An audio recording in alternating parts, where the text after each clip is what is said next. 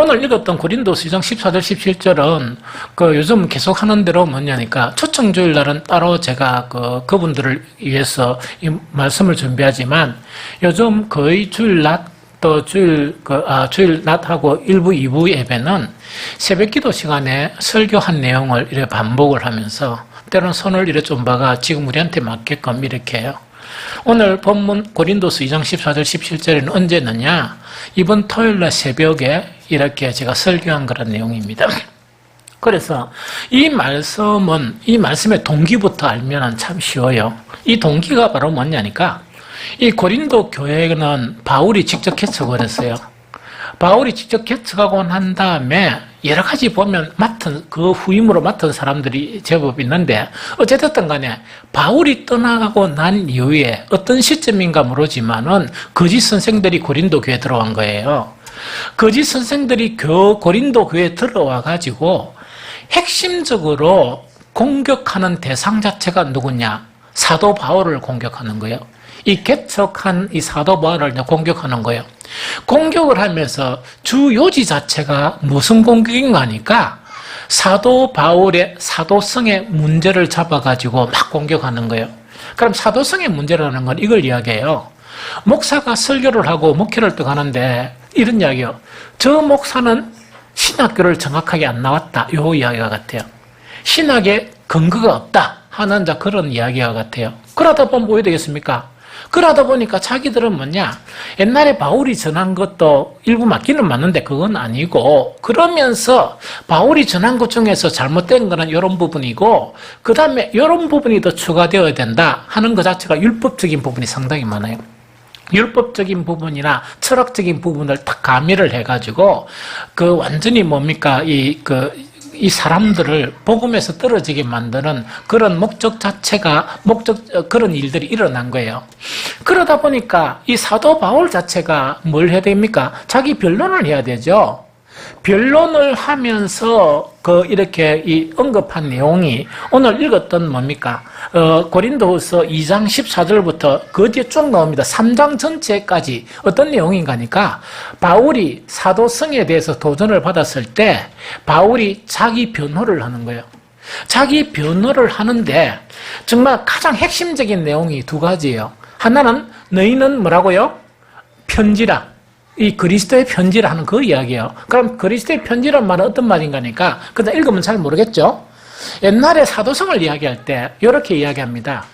예수님께서 사역을 하실 때 11사도처럼 예수님하고 같이 동거동락을 했느냐 안 했냐 거기 사도성이에요. 그러면서 11명이 다 커버를 못하기 때문에 그 11명과 연관이 있는 그런 제자들이나 같은 사람들이 어떤 지역에 가서 복음을 전하겠죠? 복음을 전하면 정말이다 확인하기 위해서 이 사도들이 인정한 인정서가 있어요. 편지 인정서 있죠. 인정서를 딱 갖고 나가가지고 정말 이 유대인들이 해당에 딱 가지고 나가가지고 인정서를 보여주는 거예요. 나는 이 사도와 신분의 관계가 있고 나는 단정한 훈련을 받았고 이렇다. 그래서 내가 전한 복음이 예수 그리스도의 복음이다. 이렇게 하는 거예요. 그러면서 이 거짓 선생들은 이 고린도 교회에서 뭐라고 얘기하는 거니까 이 사도 바울은 핍박했지. 즉 사도들을 핍박했지. 그런 인정서조차 없다 하는 그거를 지금 내세우는 거예요. 그럼 너희는 그리스도의 편지라 하는 이 내용은 어떤 내용인가 하니까 나는 인정서가 없지만 그리스도의 편지가 바로 누구란 말입니까? 내가 복음을 전하고 열매를 맺은 너희들이다 하는 그 이야기입니다. 이거 알겠죠? 그 이야기입니다. 그러면서 또 한 가지 특이한 것을 내세우면서 뭘 내세우는가 하니까 이걸 내세워요. 그걸 내세우는데 그 내세우는 게 뭐냐? 이 가장 중요한 일꾼들이나 혹은 그리스도인들 있죠. 또 오늘날 이야기하면 목회자들이나 평신도들이 이 진짜 목회자 혹은 진짜 성도 안 그러면 가짜 목회자 오늘날 같으면 이해했습니다. 가짜 목회자, 가짜 성도리라 그러면 이것으로서 구분한다 하면서 한 가지를 언급하는 거예요. 그것이 바로 뭐라고요? 그리스도의 편지가 아니고 너희는 뭐라고? 그리스도의 향기라. 오늘 제목이 그리스도의 향기라 하는 그거 지금 이야기합니다. 그래서 사실은 오늘 읽었던 그런 본문하고 그 고린도후서 3장 내용 자체는 어떤 거니까 사도성의 도전을 받은 바울 자체가 자기를 변호하는 그런 편지를 썼지만은 정말 오늘을 사는 그리스도인들에게 참 성도가 누구이고 거짓 성도가 누구 있냐? 참 목자가 누구이고 거짓 목자가 누구 있느냐? 그거 자체를 이렇게 기준으로 삼는데 가장 중요한 한 부분으로 자리 잡았다는 그 내용이에요. 이게 무슨 말이겠습니까? 그래서 우리 같이 읽어보면 2장 15절을 같이 읽어볼게요. 시작. 우리는 구원받는 자들에게나 망하는 자들에게나 하나님 앞에서 그리스도의 향기다 하는 이야기죠. 그럼 여기서 우리라는 것은 뭐냐? 누구를 이야기합니까? 참 목자와 참 양들은 처음에는 세상에 살다가 이랬는데 이 신앙생활을 이른다 계속 믿음이 들어가다 보니까 무엇으로 바뀌었다? 그리스도의 향기로 바뀌었다는 그거 지금 이야기하는 거예요. 그래서 그러면서 구원받는 자들에게나 망하는 자들에게나 하나님 앞에서 그리스도의 향기다. 그럼 여기서 참 이상하죠. 향기는 향기인데 이 향기가 구원받는 사람 앞에서도 향기가 나고 그 다음에 하는 사람에게도 망하는 사람들에게도 향기로 나타난다 이야기죠. 그러면서 이것을 구체적으로 설명하는 내용 자체가 고린도서 2장 16절이요. 제가 읽어볼게요. 16절. 이 사람에게는 사망에 이르는 냄새요. 저 사람에게는 생명으로부터 생명에 이르는 냄새라. 누가 이 일을 감당하리요? 요 이야기다. 그죠? 그럼 요거는 설명하면 이거 설명이에요. 먼저 이것을 갖다가 세 번역으로 읽어보면 이렇게 분명하게 되어 있어요. 그러나 멸망을 당하는 사람들에게는 죽음에 이르게 하는 죽음의 냄새가 되고 구원을 얻는 사람들에게는 생명에 이르게 하는 생명의 향기가 됩니다. 이런 일을 누가 감당할 수 있겠습니까? 이런 이야기예요. 그럼 이 말씀 한 구절만 더 상세하게 설명하면 이야기입니다. 참 그리스도인이나 참 목자는 뭡니까? 그리스도의 향기죠. 향기는 향기인데 이 향기가 온데 이제 퍼져나간다는 이야기입니다. 그런데 참 신기한 거는 그 향기를 맡는 사람이 있죠. 맡는 사람은 두 가지 사람으로 나눠진다는 이야기입니다. 하나는 뭐냐? 구원받는 사람이고 하나는 어떤 사람이라? 망할 사람이다 하는 그 이야기입니다. 이 같은 향기인데 저는요 한번씩 길을 지나가다 보면 어떤 여성분들이 서로 예쁘장하게 꾸미가지고 싹 지나가죠. 싹 지나가면 한 번씩 제가 뭐라고 하는 거니까 그 앞에서는 못하고 싹 지나고 난 다음에 내가 이렇게 합니다. 이래가면 안 그러면 찡그리면서 아이고 머리 아파라 이러거든요. 이게 뭔가니까 막 치장을 자내고 지내갔는데 지내싹 가고 나면 이 향수를 이렇게 뿌리는가 봐요. 향수를 뿌리는데 자기들은 좋다고 향수를 뿌리는데 저하고 취향이 안 맞는 거야. 저는 그런 향수만 조금만 맡으면 머리가 띵해요. 머리가 막 띵하고 머리가 막 깨질 것 같아요. 그런데 그분은 뭐냐니까 내가 이렇게 가면서 내가 이 벌의 향기처럼 나는 향기를 뿌린다 하면서 지나가는데 그걸 뒤괴로워하는 사람이 있고 어떤 사람들은 뭐냐니까 안 괴로워하겠죠. 그런데 어떤 분들은 이렇게 탁 지나가면 이제 대체로 젊은 분들이겠죠. 딱 지나가고 나면 역시 뭡니까? 탁 이렇게 향기를 뿌려요. 뿌리는데 어떤 데는 기분이 좋아지는 향기가 있어요. 기분이 좋아진다는 것은 뭐냐니까 좀 상큼한 향기가 나타나요.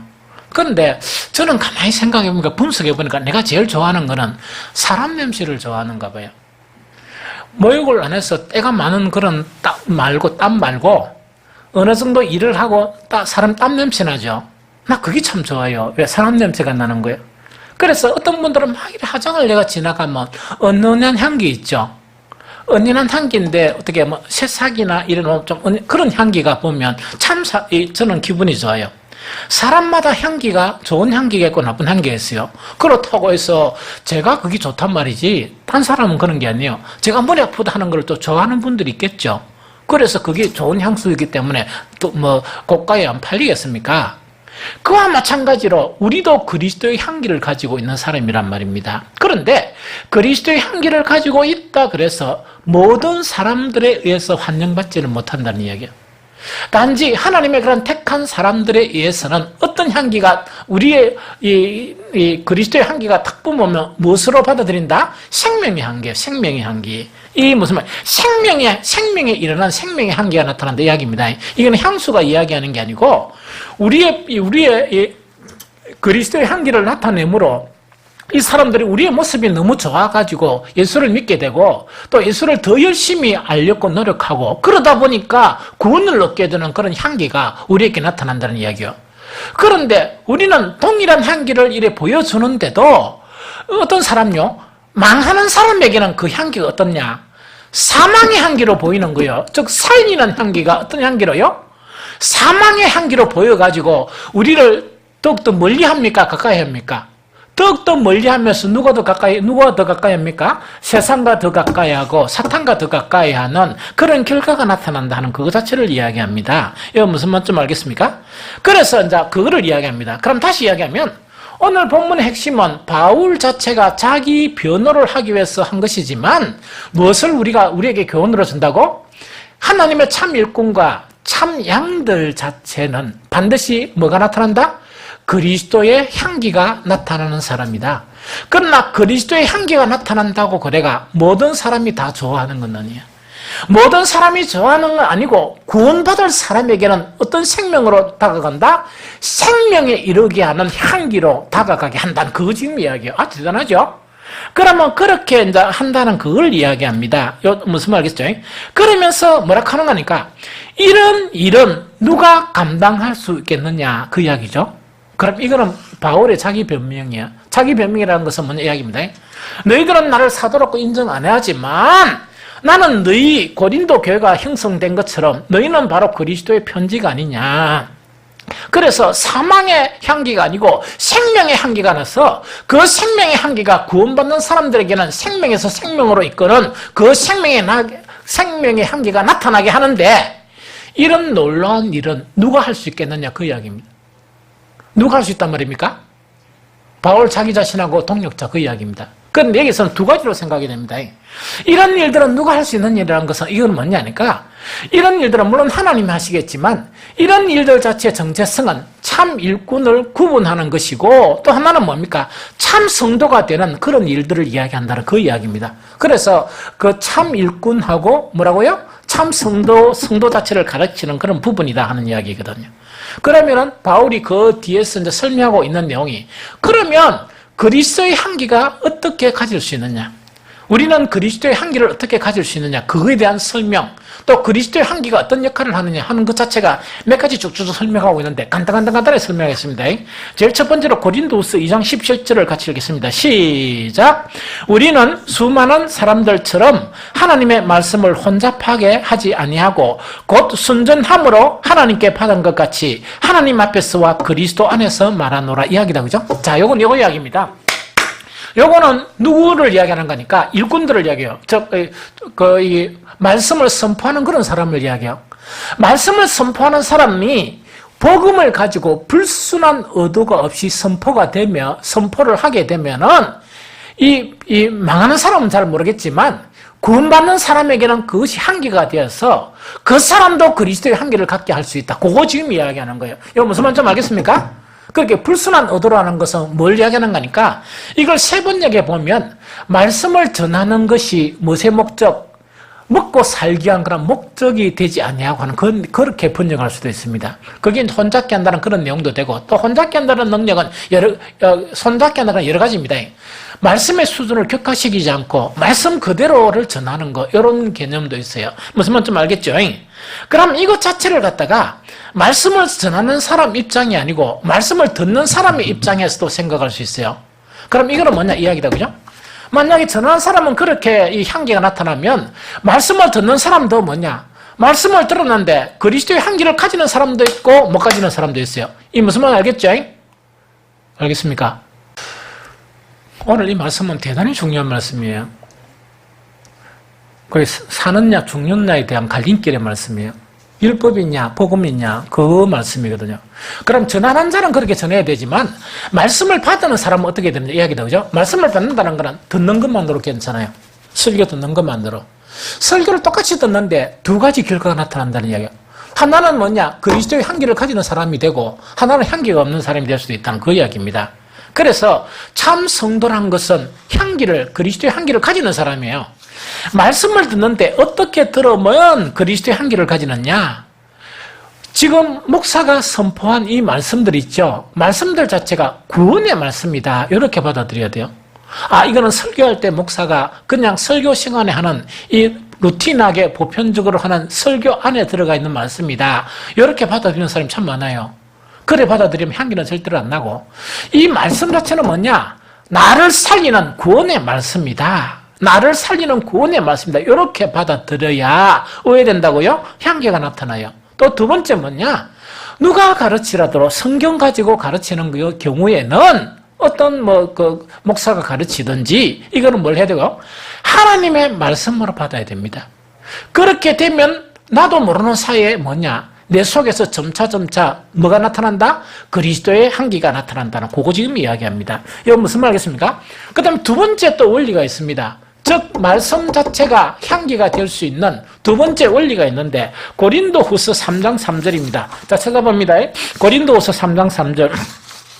3장 3절. 자, 시작. 너희는 우리로 말미암아 나타난 그리스도의 편지니 이는 먹으로 선 것이 아니요 오직 살아계신 하나님의 영으로 선 것이며 또 돌판에 선 것이 아니요 오직 육의 만판에 선 것이니라. 한 번 더 시작. 너희는 우리로 말미암아 나타난 그리스도의 편지니 이는 먹으로 선 것이 아니요 살아계신 하나님의 영으로 선 것이며 또 돌판에 선 것이 아니요 육의 만판에 선 것이다. 이야기다. 그죠? 요거는 무슨 말인가 하니까 이야기입니다. 말씀을 들을 때 내 생각이나 내 기준에서 듣지 말고 무엇을 통해서 들으라고? 하나님의 영을 통해서 들으라요 이야기입니다. 자, 다시 이야기합니다. 이거는 뭐냐? 하나님의 영으로 선다는 것은 무슨 말인가 이야기입니다. 설교를 들을 때 뭐로 듣는단 말입니까? 그냥 내 생각과 내 기준을 가지고 설교를 듣는 사람은 아무 작도 소용이 없습니다. 단지 원리만은 알아요. 원리라는 거는 교회는 이런 원리가 있고 이런 교리가 있고 그거는 좀 합히면 내주 뭐가 됩니까? 율법이 돼요. 율법, 생명이 없는 율법이 돼요. 그건 아무리 똑똑하거나 아무리 많이 알아도 생명 없는 그런 율법이 돼요. 그런데 내 기준이나 내 생각으로 말씀을 듣는 것이 아니고 잠이 엄청 오죠? 에이, 그래. 잠 올 때는 어쩔 수 없습니다. 그 기준이 아니고 누구를 통해서 듣는다고? 성령을 의지하면서 영을 통해서 들으면 놀라운 일이 벌어져요. 어떤 놀라운 일이 벌어지냐? 이런 일이 벌어진다는 이야기죠. 모세가 하나님의 말씀을 어디에 새깁니까? 돌판에 새기죠. 이 돌판에 새긴 것은 하나님의 말씀이 영원히 돌판에 있게 하기 위해서입니까? 이스라엘의 민족의 심령 속에 떨어지게 하기 위한 것입니까? 그 이야기죠. 그런데 이스라엘 사람들은 뭐냐? 율법을 계속 보이면서 항상 말씀은 어디에 있습니까? 돌판에 있는 거예요. 돌판에만 있고 자기 심령 속에서는 말씀이 없는 거예요. 오늘날로 이야기하면 이렇습니다. 하나님의 말씀은 어디에 기록되어 있습니까? 이거 보통 성경에서 의문이라는 거 있죠. 의문으로 하지 말고 의문이라는 거는 영어로 written law라 그래요. written이라는 거는 뭡니까? 서여진 law, 법이라는 이야기예요. 서여진 법. 그래서 오늘날도 똑같은 현상이 일어날 수 있는데 내 생각과 내 의식대로 이 그리스도인이 된 사람은 또 말씀을 받는 사람들은 항상 성경이 어디에 있습니까? 성경에 서여진 활자 안에 하나님의 말씀이 있는 거예요. 이해됩니까? 그런데 여기에서 성령을 통해서 성령의 놀라운 능력으로 설교를 듣게 되면 돌판에 새겨진 말씀 자체가 어디에 새겨진다? 우리 마음에 새겨지게 된다 이야기입니다. 뿐만 아니고 성경에 새겨진 이 말씀이 어디에 새겨지게 된다? 우리 마음에 새겨지게 된다 이야기입니다. 그럼 이게 무슨 말인가 이야기입니다. 잘 알아들어 보세요. 이 말씀은 우리를 살리기 위한 것이죠. 우리의 심령은 어떻게 됐는가? 스나크로 꼴깍 묵으니까 우리의 심령의 생각과 사상과 모든 느낌이나 이런 것 자체는 사탄의 지배를 받습니까? 하나님의 지배를 받습니까? 사탄의 지배를 받죠? 맞습니까? 우리가 구원받은 사람이 되려고 그러면 사탄의 지배 안에 있는 우리의 생각과 우리의 인식과 우리의 사고와 우리 모든 것이 누구의 생각이 되어야 됩니까? 하나님의 생각이 되어야 되죠? 그런데 사탄은 이걸 방해하는 거예요. 그렇게 안 되게. 단지 성경은 어디에만 계속 있도록, 성경 속에만 있도록 이렇게 방해를 하고, 옛날 구약 같으면 이 돌판에 있는 성경만 이렇게 생각하도록 만드는 거예요. 그래서 뭘 하도록 하는가? 제사도 드리고 예배도 드리고 되는데, 이거는 이 하나님의 말씀 자체가 우리 신비로 옮겨지는 것은 끝끝내 방해하는 거예요. 이해됩니까? 안 됩니까? 되죠? 그러다 보니까 어떤 일이 벌어지는가? 이런 일이 벌어져요. 행동은 보니까 하나님께 예배드리고 하나님께 제사를 드려요. 그런데 가만히 살펴보니까 속은 뭡니까? 여전히 세상 사람인 거예요. 그러면 이 사람은 완전한 구원이 이루어집니까? 불완전한 구원이 나타납니까? 그거 이야기예요. 그런데 이 에레미야를 통해서, 에스겔을 통해서 뭘 예언하는가? 이제는 내 법을 어디에 새기겠다? 사람의 마음에 새기겠다. 신비에 새기겠다. 이제 내 영을 보내주어서 무엇을 깨끗게 하겠다? 사람의 마음을 고쳐주겠는데 어떤 마음? 단단한 마음을 부드러운 마음으로 고쳐주겠다. 에스겔서에서 이야기하는 거예요. 여기서 단단한 마음이라는 고집 센 사람 있죠? 심한 똑똑한 사람 있답니까? 그런 사람은 절대로 이 마음의 신비에 새겨지지 않습니다. 여러분들 우리 교회 말고 딴 교회요. 너무 똑똑하고 뒤똑똑한 사람들 있죠? 렌즈 보면 딴짓해요. 절대로 그 뭡니까? 그 신비에 새겨지지 않아요.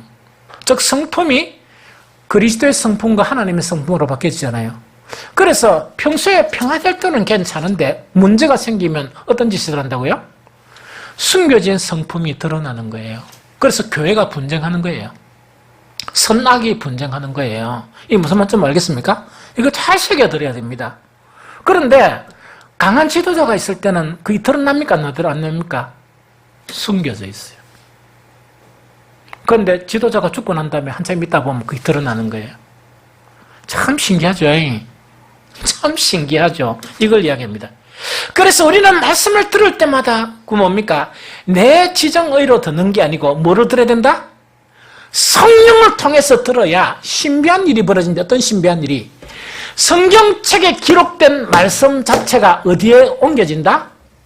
내 신비로 옮겨지면서 내 성품이 무슨 성품으로? 그리스도의 성품으로 옮겨지니까 그리스도의 한계가 나타나는 거예요. 이거 좀 이해됩니까? 이해됩니까? 이거는 영적인 지도자도 그래야 되고 이거는 말씀을 듣는 사람도 그렇게 해야 된다. 그렇게 이 구분하게 된다는 그 지금 이야기하는 거예요. 좀 이해가 되죠? 그 다음에 이제 한 가지 더 보면 그러면 이제 그래서 너무 신기한 거는 그렇고 그 다음에 이제 세 번째 고린도서 3장 5절 읽어볼까요? 고린도서 3장 5절 같이 읽어봅니다. 시작. 우리가 무슨 일이든지 우리에게서 난 것 같이 스스로 만족할 것이 아니니 우리의 만족은 오직 하나님께로부터 나느니라. 시작. 다시요. 시작. 우리가 무슨 일이든지 우리에게 난 것 같이 스스로 만족할 것이 아니니 우리의 만족은 오직 하나님께로부터 나느니라. 여기다 그죠? 자 봅니다. 요런 이야기입니다. 전도를 하면서 한 사람 딱 전도회가 돌고 올 수 있죠? 그러면은 기분이 좋습니까? 나쁩니까? 엄청 기분이 좋으면서 자랑이 막 생기는 거예요. 또는 교회에서 어떤 기도에 응답을 받거나 이렇게 딱 하면 어디 된다고요? 막 기분이 너무 좋아지는 거예요. 그게 이제 그거를 이야기합니다. 그런데 이걸 갖다 만족이라고 이야기해요. 만족은 두 가지의 만족이 있습니다. 하나는 어떤 만족인가? 스스로 만족하는 사람에게서 나는 만족이 있고 또 하나는 어떤 만족? 하나님에게로부터 오는 만족이 있다는 그거 지금 이야기예요. 요거 좀 이해가 됩니까? 이해가 되죠? 그럼 사람에게서 오는 만족이라는 것은 이거는 뭡니까? 율법적인 만족이고 육신적인 만족이에요. 영의 만족은 아니에요. 영의 만족은 뭐냐? 성령께서 우리를 인도해서 만족감을 갖게 하는 것은 자랑을 갖게 하는 것은 하나님으로부터 오는 것 자체가 자랑이 돼요. 어떤 사람들은 이런 사람이 있어요. 이 신비하고 놀라운 일이 일어나는데 자랑하는 거는 범죄다 이래가 도무지 자랑 안 하는 사람은 그거는 더 범죄예요. 그건 그 잘못하는 겁니다. 자랑도 해야 되고 막 이렇게 뭡니까 우리 속에서 자랑이 있어야 돼요. 그런데 이 자랑이 두 가지예요. 하나는 사람에게서 나타나는 자랑이 있고 하나는 하나님으로부터 자랑이 있어요. 그 구분은 어떻게 하는 이야기입니다. 사람에게서 온 자랑은 육신의 자랑이라 그러는데 그게 좀 있다가 시들어져 버려요. 무슨 말 알겠습니까? 막 기분 좋다가 사람들한테 막 이런 자랑을 하다가 없어져 버리는 거예요. 하나님으로부터 오는 자랑은 없어지지 않아요. 없어지지 않고 하나님으로부터 오는 자랑은 어떤 식으로 변화하느냐? 내 영혼이 충만해지는 것을 느껴요. 내 영혼이 하나님의 충만으로 충만해 주는 것을 느끼고, 뿐만 아니고 내 영혼 깊은 곳으로부터 뭐가 됩니까? 그 자랑이 하나님을 찬양하는 찬양으로 막 바뀌어요. 뿐만 아니고 하나님께 감사하는 감사함으로 바뀌어요. 뿐만 아니고 하나님께 고백하는 사랑의 고백으로 바뀌고, 하늘로부터는 그리스도 안에 있는 기쁨으로 이렇게 전환하게 돼요. 이해가 됩니까? 자, 그러면 이렇습니다. 오전에 뭡니까? 우리가 좀 승리를 했죠? 사람들이 막 승리를 했다 합니까? 승리를 했는데 이 자랑 자체가 우리에게로 오면 뭡니까? 오면 그것으로 이분들이 갔죠? 찬양회에 참석하면 그분들이 없죠? 자랑할 것이 남았습니까? 없습니까? 없죠? 그러다 보니까 피곤이 몰려옵니까? 안 옵니까? 오죠? 그런데 이것이 성령께서 하늘로부터는 만족이 생기게 되면 그 사람들이 없더라도 뭔가니까 그런 만족감이나 자랑이 생기는 거예요.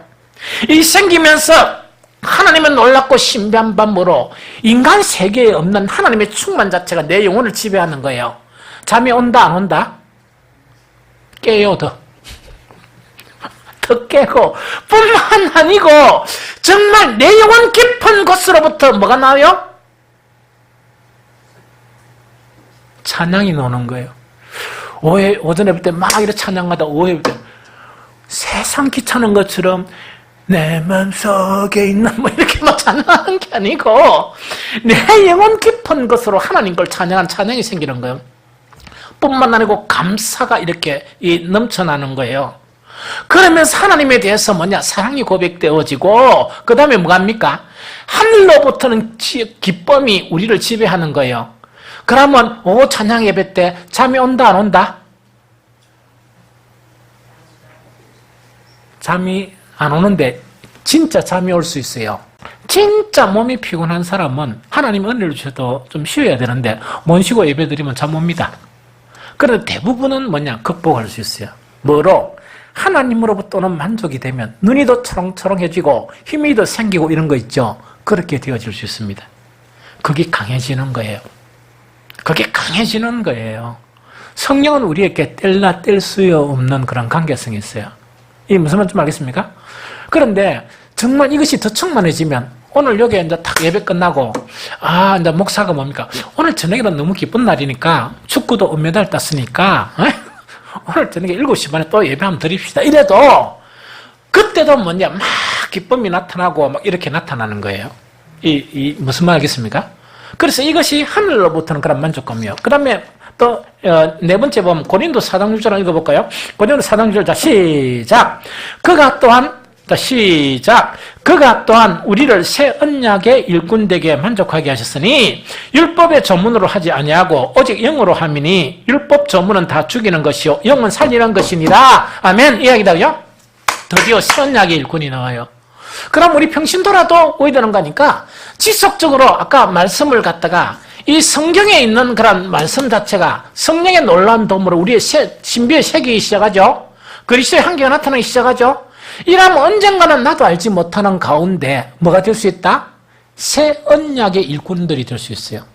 이때 새 언약의 일꾼이라 하니까 여러분들 이렇게 고민 안 해도 돼요. 나 신학 가기 싫은데 이거 있죠. 하나 탈 필요 없습니다. 평신도 지도자들이 될 수 있어요. 이 무슨 말이겠죠? 평신도 지도자들이 될 수 있고 말씀을 가르치는 그런 사람들이 될 수 있어요. 이 무슨 말 좀 알겠죠? 그래서 이 사람들은 뭐냐? 자, 이렇습니다. 율법의 관점에서 아무리 목회를 잘해도 뭡니까? 사람을 살리는 데는 실패한다, 성공한다? 실패할 수밖에 없어요. 그런데 신학을 가지 않고도 새 언약의 일꾼이 되는 사람은 사람을 살릴 수 있다? 못 살린다? 살릴 수 있는 새 언약의 일꾼이 되어져요. 너무 신비하죠? 우리 교회에서는 우리 교단 자체가 좀 정통 교단이지만 그것을 인정해요. 또 이것을 인정하는 우리 교단 내 교회들이 참 많아요. 그 평신도 이 사역자들을 인정하는 게 너무 많아요. 특히 수영로 교회는 평신도 사역자들이 너무 많고 교회 안에서 아예 그 가정이 있어요. 이 무슨 말인지 알겠죠? 그래서 참 이런 일들이 활발하게 일어난다는 그 이야기를 들었습니다. 마지막 한 가지, 고린도서 3장 17절 18절 읽어봅니다. 고린도서 3장 17절 18절. 자, 시작. 주는 영이시니 주의 영이 계신 곳에는 자유가 있느니라. 우리가 다 수건을 벗은 얼굴로 거울을 보는 것 같이 주의 영광을 보며 그와 같은 형상으로 변하여 영광에서 영광에 이르니 곧 주의 영으로 말미암음이니라. 한 번 더 시작. 주는 영이시니 주의 영이 계신 곳에는 자유가 있느니라. 우리가 다 수건을 벗은 얼굴로 거울을 보는 것 같이 주의 영광을 보며 그와 같은 형상으로 변하여 영광에서 영광에 이르리니 곧 주의 영으로 자, 여기서 자 봅니다. 아까 하나님의 말씀이 우리 신비의 세계가 시작되죠. 세기 시작하면 이런 놀라운 현상이 벌어진다. 제일 첫 번째로 하나님의 영, 이때 영이라는 것은 뭐냐? 성령도 이야기하고 예수님은 내가 너에게 이런 말이 곧 무엇이라? 영이고 생명이란 이야기죠. 율법이 아니란 이야기다. 사람을 살리는 영이란 말입니다. 그러면 사람을 살리는 그 생명의 말씀이 우리 신비에 새겨지죠. 새겨지기 시작하면 그 첫 번째 뭐가 일어난다? 자유가 일어난다는 이야기야. 자유. 무슨 말 알겠죠? 오늘날 사람들이 특히 그리스도인들도 좀 오해하는데 자유를 이렇게 오해해요. 이게 좀 심각합니다. 이건 아마 보니까 마귀가 가르쳐 준 내용인가 봐요. 요새 율법이 어디 있습니까? 요새 자유요. 그러면서 이제 한 번씩 보면 자유가 뭐냐? 이래 물어보면 율법 안 하고 자유롭게 산다는 이야기입니다. 그래서 가만히 꼬치꼬치 물어보면 이야기거든요. 지 마음대로 산다 이야기예요. 그러니까 내 마음대로 내가 내 마음이 원하는 대로 내가 하고 내 마음이 원하는 것을 절대로 거절 안 하고 그대로 사는 것을 자유롭고 생각하는 사람이 있어요. 그거는요 크게 잘못된 사람이에요.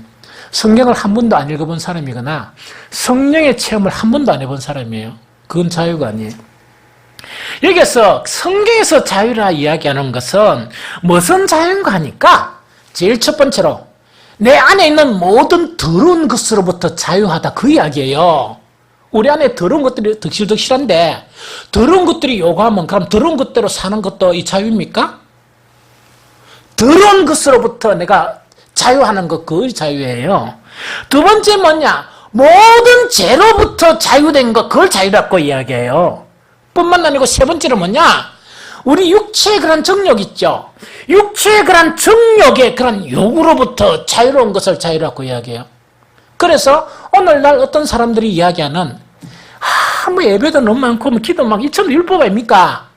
나는 내가 하고 싶을 때 하고 하기 싫을 때 안 합니다. 이렇게 이야기하는 사람들이 뭐냐? 자기가 서로 자유주의자로 느끼거든요. 그거는 자유주의자가 아니고 자유신학자들이에요. 자유신학자들은 교회를 엉망진창이 만드는 옛날에 자유신학 그런 그 학파들이 있었어요. 이성의 관점을 두면서. 그래가지고 그 자유주의 신학자들의 학파가 저지른 범죄가 뭐냐? 그 유럽의 교회가 그렇게 부흥하면서 세계적 1차 대전, 2차 대전의 시련을 겪게 된 사람이 그 사람들의 문제예요. 그러면서 그 자유적인 신학 자체가 다 무너지가 유럽 교회가 몰락하게 됐어요. 예, 무슨 말 좀 이해가 됩니까? 그래서 사탄이 주는 그런 자유를 대로 살면 언제나 망하게 되어 있습니다. 여기서 자유라는 것은 하나님의 말씀 자체가 우리의 신비에 새겨지니까 내 안에 있는 모든 더러운 것들로부터 내가 자유롭게 된다는 이야기입니다. 그것뿐만 아니고 모든 죄의 속성으로부터 자유롭게 되고 육체의 그런 정욕으로부터 내가 자유롭게 되어진다는 그거 지금 이야기예요. 이게 무슨 말이겠습니까? 그것을 이야기합니다. 두 번째는 이야기하는 게 뭐냐? 그 18절. 우리가 다 수건을 벗은 얼굴로 거울을 보는 것 같이 주의 영광으로 보며 그와 같은 형상으로 변하여 영광에서 영광에 이른다. 이야기죠. 자, 이거는 뭐냐? 하나님의 말씀 자체가 신비에 계속 새겨지죠. 새겨지게 되면 그리스도의 영광, 그리스도를 통해서 하나님의 영광을 하나씩 보게 돼요. 그리스도에게 나타나는 하나님의 영광을 볼 수 있단 말입니다. 보는 것에 끝나지 않고 나도 점차적으로 그 영광스러운 모습으로 바뀐다는 그 이야기. 자, 정리할게요. 오늘 말씀은요, 그 토요일날 이 새벽기도 시간에 우리 4명인가 이래 같이 해가지고 제가 새벽기도 설교하면서 가장 강하게 했어요. 딱 느낌으로 보니까 이 부흥이 아닌가 싶어요. 그래서 그때 금요일 날, 토요일 날 우리 박영도 집사께서 참석했었는데 내가 어떤 착각인지 생각이 가니까 이야, 앞으로 영원토록 우리 박영덕 집사는 새벽기도 계속 나오겠구나. 아, 재밌죠? 왜 그걸 느끼는 거니까 막 나도 있다니까 이 머리도 안 빗고 휘블리하게 설교했는데 갑자기 뭔가 힘이 오더만 그때 느꼈어요. 느꼈하는데 그런데 새벽기도 그때 장집사께서도 참석했죠. 우리 장집사께서도 보통 표현이 잘 안 되는데 얼굴이 조금 이렇게 바뀌어요. 그래 보니까 이야, 내가 이래 완전 성령으로 설교하는 게 이래 바뀌구나 했는데 완전 앞에서 딱 앉아가 우리 박영덕 집사께서는 지금까지 설교 듣는 중에서 가장 이제 큰일 났다. 이제 앞으로 새벽기도 나오면 이거 완전히 이 문제가 생기겠네. 가장 이 때문에 진지하게 듣는 것 같아요. 그래서 어떤 성령의 그런 능력 자체가 인은 얼마 안 되지만 공감이 되는 것 같아요. 그 혹시 좀 느꼈어요? 그러면 그걸 부인하면 안 되지. 그러다 보니까 제가 이제 그런 생각에 이르게 된 거예요. 그래서 내가 기도의 응답이 이렇게 나타나구나. 제가 우리 새벽 기도하고 일을 하면서 뭐라니까, 주님, 몇 명이 뭡니까? 그것도 제가 새벽마다 예배 있는데 몇 명이 뭐예요, 대체? 그래도 한 15명이라도 앉아 있어야죠. 그래서 하나님, 이 주변에 좀 이렇게 사람들 깨어가, 우리 사람들은 뭐 다 멀리 있으니까 한 15명이라도 보내주면 제가 최선을 다해서 설교하고 매일 아침마다 이렇게 열심히 설교하겠습니다. 기도를 했는데 토요일 날 내가 기도 응답 받았다. 이게 뭐냐? 작은 구름이 뭡니까? 이제 비가 오기 전에 엘리야, 그죠? 그 구름을 내가 본 거예요. 누구를 통했어요? 그래, 맞아요. 이사 볼 때마다 내가 이야기해 줄게요. 몇 번 이야기를 했더니 그때마다 다 이야기를 하세요. 사람은 잘 잊어버릴 수 있으니까. 동기력이 필요해요. 이 무슨 말인지 좀 알겠죠? 그래서 제가 그런 부분에서. 그러면 이거는 이제 뭐냐니까 바로 이야기예요. 정말 주의 영광을 보면서 우리가 영광스러운 모습으로 이렇게 변해가는 거예요. 오늘 이 선포한 이 말씀 제일 중요한 말씀이에요. 이것은 들어도 되고 안 들어도 되는 말씀이고 반드시 들어야 되고 반드시 인식해야 되고 반드시 이렇게 훈련돼야 돼요. 이거는 뭐냐? 의향지의 그 설교는 들어야 될 거 아닙니까? 들으면서 내 생각대로 듣지 말고 누구로? 성령의 능력으로 듣게 되면 성경 속에 있는 말씀이 나를 변화시켜요. 내가 그렇게 버리기 힘들었던 그런 인간의 속성들이 있죠. 그것도 버리면서 아가페를 경험하게 되고 그리스도의 신령한 성품들도 또 이제 경험하게 돼요. 이런 놀라운 복이 저와 여러분들에게 지속되기를 예수 그리스도 이름으로 축복합니다.